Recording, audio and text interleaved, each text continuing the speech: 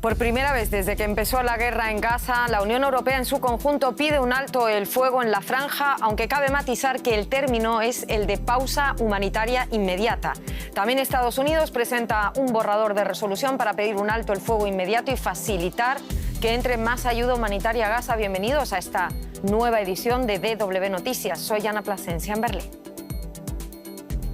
Reunidos en Bruselas, los líderes de la Unión Europea piden por primera vez una pausa humanitaria inmediata en la guerra en Gaza que conduzca a un alto el fuego sostenible, dicen, y a la liberación incondicional de todos los rehenes y también a la entrada de asistencia humanitaria. El secretario de Estado estadounidense Antony Blinken anuncia desde El Cairo que a pesar de las dificultades continúan esos esfuerzos para llegar a un acuerdo de alto el fuego en Gaza vinculados así a la liberación, dice también él, de los rehenes retenidos por Hamás. Y desde hoy hasta el 25 de marzo los partidos políticos en Venezuela deben postular al candidato para las elecciones presidenciales de julio, unas elecciones marcadas por la inhabilitación y ofensiva judicial contra la principal rival de Maduro, la opositora María Corina Machado, y las detenciones y órdenes de captura de múltiples colaboradores de su partido.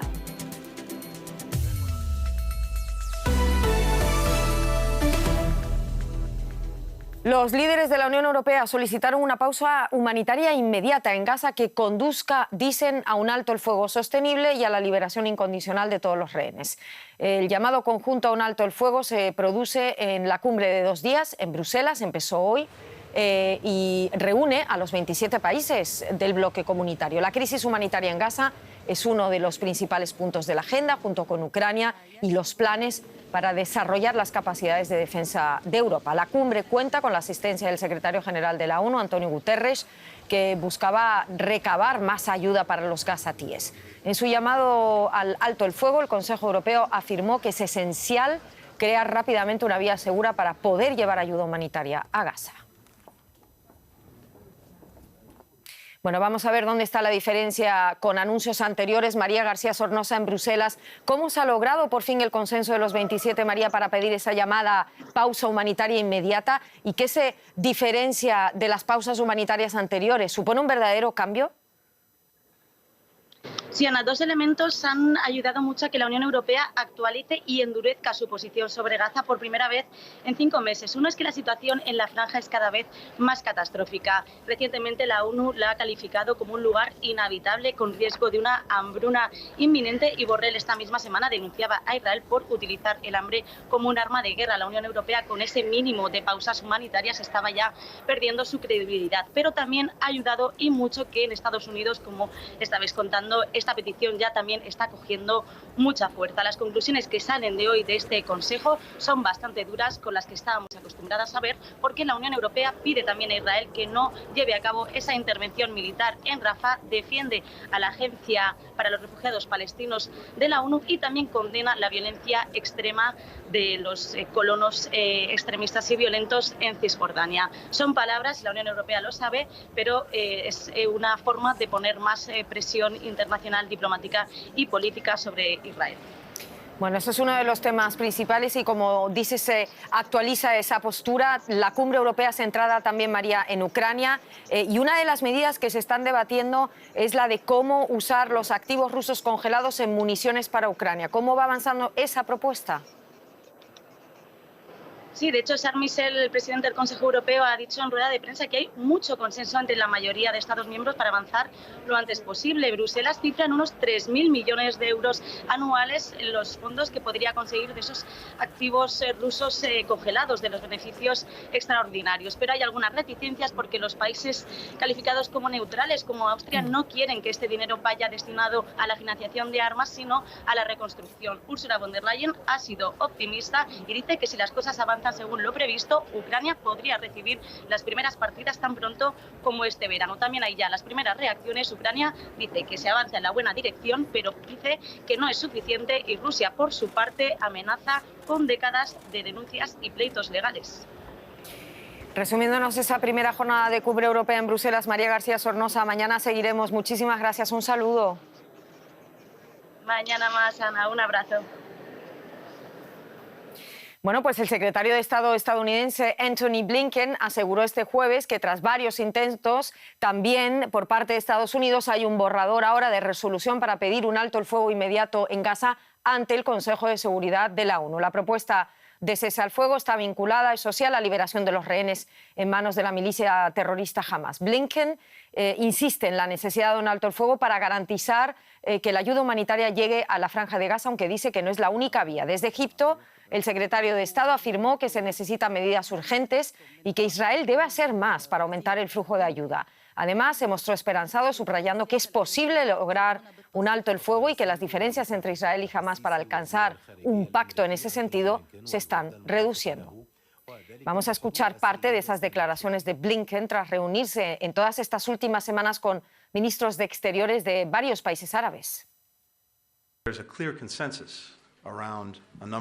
Existe un amplio consenso en torno a una serie de prioridades. En primer lugar, la necesidad de establecer un alto al fuego humanitario inmediato y sostenido. Esto crearía la posibilidad de aumentar la ayuda humanitaria y aliviar así el sufrimiento de muchos y trabajar en un acuerdo más duradero. El alto al fuego en el que estamos trabajando es la mejor forma de aumentar la ayuda humanitaria y la más inmediata, pero no es la única vía. Todos los ministros acordamos hoy reunir a nuestros expertos en los próximos días para ver qué pasos concretos se han de dar para incrementar la cantidad de ayuda humanitaria. Israel necesita hacer más. ¿Y qué más es lo que tiene que hacer Estados Unidos como Europa dispuesto a pedir un alto al fuego inmediato en Gaza para lograr esa liberación de rehenes y que entre más ayuda humanitaria? En Nueva York saludamos al periodista Argemino Barro. Argemino, Antony Blinken también pide pasos concretos y urgentes. ¿Cuáles? ¿Qué más ha dicho? Efectivamente, Antony Blinken ha mencionado que hay huecos en los que por ahora está trabajando Estados Unidos junto a los dignatarios árabes, con los que se ha reunido Blinken en Doha para intentar presionar más a Israel. Habéis mencionado los puntos esenciales: el alto el fuego inmediato y duradero, el intercambio, la liberación de los rehenes por parte de Hamas y también ese flujo de ayuda humanitaria por tierra, mar y aire. Hay que recordar que este es el sexto viaje de Antony Blinken a la región. Son negociaciones muy difíciles, como lo ha reconocido. Por ahora no conocemos los detalles, habrá que esperar sobre todo a mañana. Mañana Blinken tiene previsto aterrizar en Israel y reunirse con el gobierno de Benjamin Netanyahu. Y la semana que viene en Washington también hay programadas algunas reuniones entre diplomáticos norteamericanos e israelíes. Y luego también han hablado en el largo plazo de la solución de los dos estados, algo que queda todavía un poco más lejos, pero también está en la agenda, que es una prioridad importante de los líderes árabes con los que se ha reunido Blinken en el Cairo. Argemino, me pregunto si me puedes acercar a algunas reacciones en Estados Unidos. ¿Supone un giro en la retórica que Estados Unidos pida ahora un alto el fuego inmediato? ¿Qué significa como lo llama Blinken, mensaje contundente para las relaciones con el gobierno israelí, además? Supone un ligero endurecimiento del mensaje de Estados Unidos, a pesar de que continúa siendo evidentemente el principal aliado de Israel. Hace unos días Estados Unidos, por ejemplo, dijo que esta operación que planea Israel sobre la ciudad de Rafah, en el sur de la Franja de Gaza, podía ser problemática. Sin embargo, ahora Estados Unidos dice que ha llegado a una conclusión y recomienda a Israel que no lance esta operación por la grave crisis humanitaria que podría empeorar. Es interesante mencionar que esta cuestión de la guerra en la Franja de Gaza no solamente es geopolítica para el gobierno de Estados Unidos, también es una cuestión de política interior. Joe Biden tiene elecciones en noviembre. La juventud en Estados Unidos, según las estadísticas, los sondeos, está en contra de estas operaciones israelíes en la Franja de Gaza. Esto le cuesta a Joe Biden electoralmente, como lo ha reconocido en una llamada filtrada por Axios con Benjamin Netanyahu, y por tanto los americanos no solamente están preocupados por la proyección internacional, por la cuestión geopolítica, sino también por la imagen de los demócratas en casa. Y de hecho, en el Congreso estadounidense también empieza a haber una clara fisura entre los republicanos, que están totalmente a favor de Netanyahu, y los demócratas, que muestran dudas. Parece que esta cuestión también está politizando las fuerzas aquí en Estados Unidos. Argemino Barro, muchísimas gracias por todo esto. Un saludo. Un saludo, hasta otra. Otro de los temas de la cumbre europea, Ucrania. Tras los recientes ataques aéreos de Ucrania en la localidad de Belgorod, en la frontera rusa, Moscú lanzó su mayor ataque con misiles y drones contra Kiev en las últimas semanas, provocando daños en zonas residenciales y numerosos heridos, pese a la resistente defensa antiaérea de Ucrania. En las primeras horas del jueves, Kiev se vio sacudida por explosiones, escenas que los habitantes de la capital ucraniana no habían visto en semanas. La primera explosión me despertó y cubrí inmediatamente a mi hija con mis brazos. Hubo una segunda explosión y en ese momento un trozo de metralla golpeó mi ventana. Enviamos a los niños al refugio antiaéreo. Yo no sabía qué hacer después. A la luz del día se hacen visibles los efectos de los ataques. Las explosiones dañaron edificios residenciales. Varias personas perdieron sus hogares.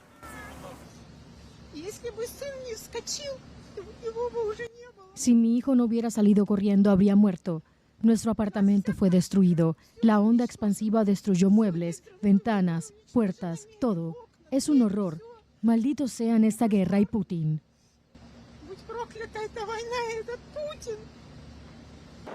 La Fuerza Aérea Ucraniana afirma haber derribado 31 misiles rusos dirigidos contra la capital este jueves, pero casi 20 personas resultaron heridas por sus restos. El presidente ucraniano, Volodymyr Zelensky, condenó el ataque y reiteró sus llamamientos a los aliados occidentales para que proporcionen más sistemas de defensa antiaérea. Nuestros socios cuentan con los sistemas de defensa y deben entender que la defensa antiaérea está para proteger vidas.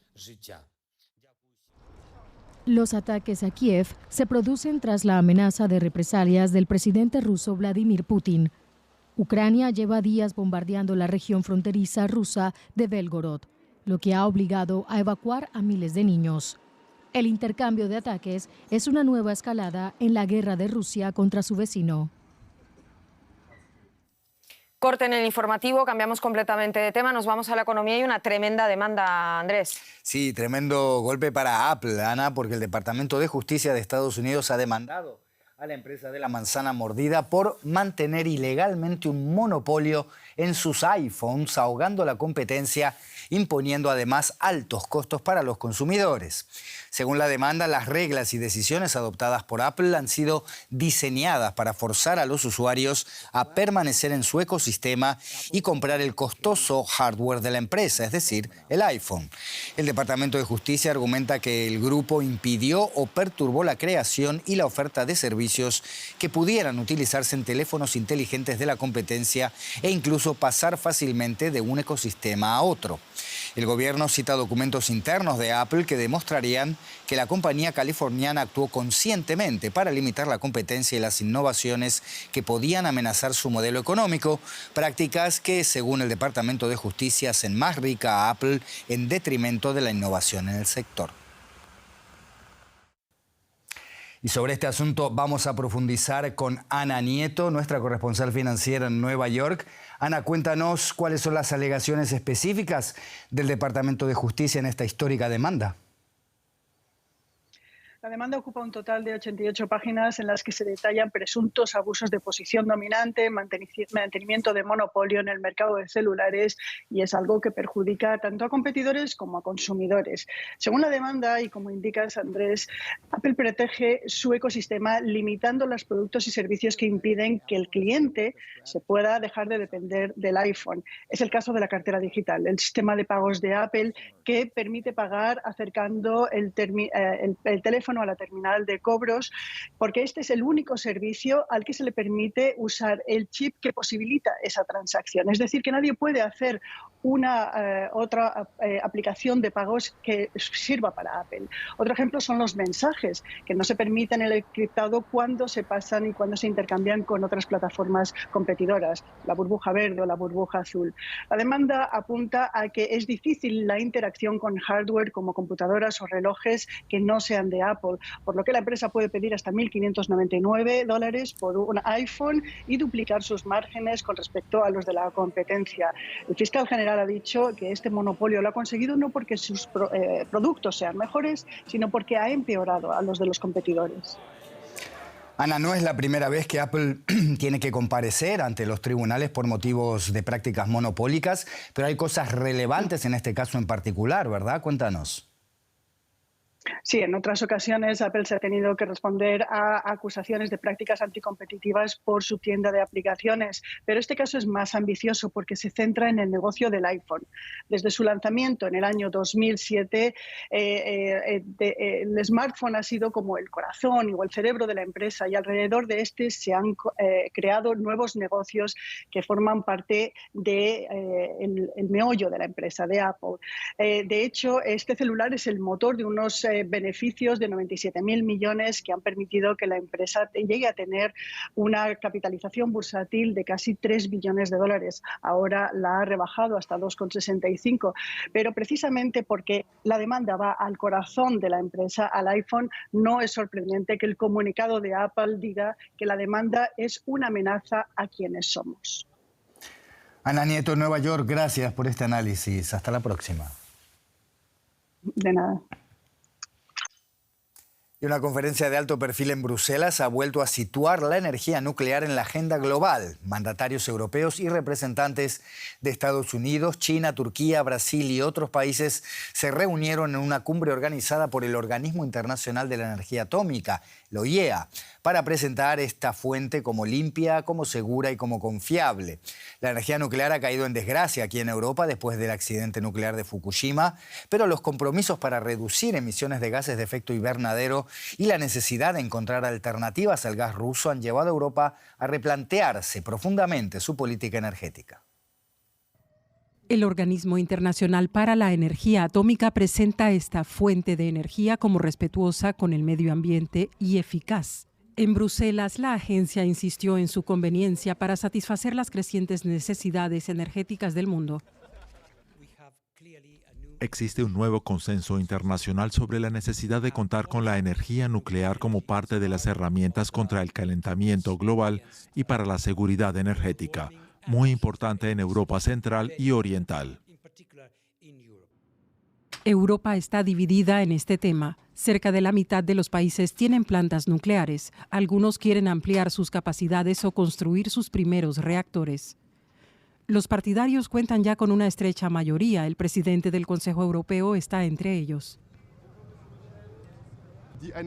La autonomía estratégica de la UE es una prioridad absoluta. El sector energético es fundamental para nuestro futuro, para nuestra capacidad de controlar nuestro futuro. La energía nuclear es la única fuente que puede ayudarnos a hacer frente a la crisis climática, por un lado, y a construir nuestra autonomía estratégica. Los autos eléctricos, las bombas de calor y los centros de datos, incluidos los de inteligencia artificial, necesitarán mucha energía en el futuro. El país que más defiende la energía nuclear en Europa planea construir varias centrales más.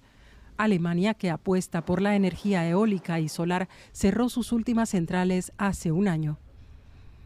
Para las organizaciones ecologistas, la energía nuclear no es una solución al problema climático y reclaman una mayor expansión de las renovables.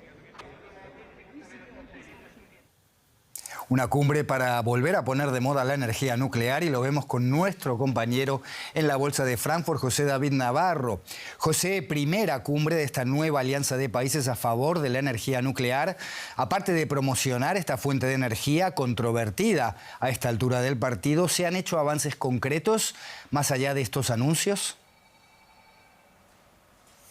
Hola Andrés, ¿qué tal? Uno de los puntos más importantes de esta cumbre, que efectivamente servía para mostrar músculo de los países que apoyan la energía nuclear, desde Estados Unidos, Francia, China, India, Japón, ha servido para apelar a las instituciones financieras, porque aquí radica, Andrés, uno de los principales problemas de la energía nuclear, o de los, si se quiere avanzar en ella, de los nuevos proyectos, sobre todo en este contexto que hemos estado pasando de altos tipos de interés, y para unos proyectos, Andrés, que son famosos porque siempre acaban costando muchísimo más dinero de lo que inicialmente estaba previsto. Esta alianza, podríamos decir, de países que se reunían hoy en Bruselas, apelan, por ejemplo, directamente al Banco Mundial para que facilite la financiación de estos proyectos. Esta cumbre ha servido también para, como adelantabais, poner de relieve lo dividida que está la Unión Europea, los países que forman la Unión Europea respecto a este asunto. Y los países también apelaban, Andrés, a el futuro de la energía nuclear, diciendo que se utilizarán reactores diferentes, reactores de nueva generación, pero por ejemplo desde Alemania, un país crítico ahora con la energía nuclear, el organismo que se encarga de la seguridad de los residuos nucleares apela a que esos reactores más pequeños y más modernos están a décadas de poder ser comercialmente viables. José, precisamente tecnológicas como Microsoft u OpenAI han mostrado gran interés en la energía nuclear, sobre todo para alimentar sus centros de datos. ¿Qué hay detrás de este interés de Silicon Valley en las centrales nucleares? Pues Andrés, existe el sueño, ¿no?, de poder instalar centrales nucleares de pequeño tamaño, como les estaba diciendo, dentro, por ejemplo, del parque industrial, una energía nuclear que, según muchas empresas de Silicon Valley defienden, pues no depende de las condiciones climáticas, de si hay sol o de hay viento, para que les proporcione energía para unos centros de procesamiento de datos que en el futuro van a necesitar más y más energía. Son muchas las caras conocidas en Silicon Valley, sobre todo en Estados Unidos, que apuestan por la energía nuclear. Efectivamente, Sam Altman, uno de los directores de OpenAI, la empresa que está detrás de ChatGPT, pero también Amazon e incluso Microsoft, como tú decías, que es una empresa que ha llegado a un acuerdo con Constellation Energy, una empresa nuclear de Estados Unidos, para que le abastezca de energía para sus centros de procesamiento de datos. José David Navarro en la Bolsa de Frankfurt, gracias por estas informaciones. Hasta cualquier momento. En Venezuela también están pasando cosas y nos lo cuenta Ana Plasencia. Y tanto lo que está pasando. Pues desde hoy hasta el 25 de marzo los partidos políticos en ese país deben postular al candidato para las elecciones presidenciales de julio. Unas elecciones marcadas por la inhabilitación y ofensiva judicial contra la principal rival de Maduro, la opositora María Corina Machado, y las detenciones y órdenes de captura de múltiples colaboradores de su partido. El secretario general de la ONU se sumaba a otros países latinoamericanos como Colombia y Chile y recordaba este jueves la necesidad de garantizar el derecho a votar y a ser elegido mediante elecciones periódicas auténticas, decía. La líder opositora Machado responsabilizaba este miércoles al presidente Maduro por la brutal represión que, según decía, se ejerce contra su partido. Tensión en Venezuela previo a la jornada que abre el periodo de inscripción de aspirantes a las presidenciales. La opositora venezolana María Corina Machado denunció este miércoles una brutal represión de las autoridades tras la detención de 2 colaboradores cercanos. Lo que estamos haciendo es dando la cara, y dando la cara juntos, y enfrentando la aberración del régimen que podía pensar que este era un momento donde había gente que podía tener miedo y que no podían, quizás no venían para acá, con todos los rumores que han regado. Y aquí están, aquí estamos.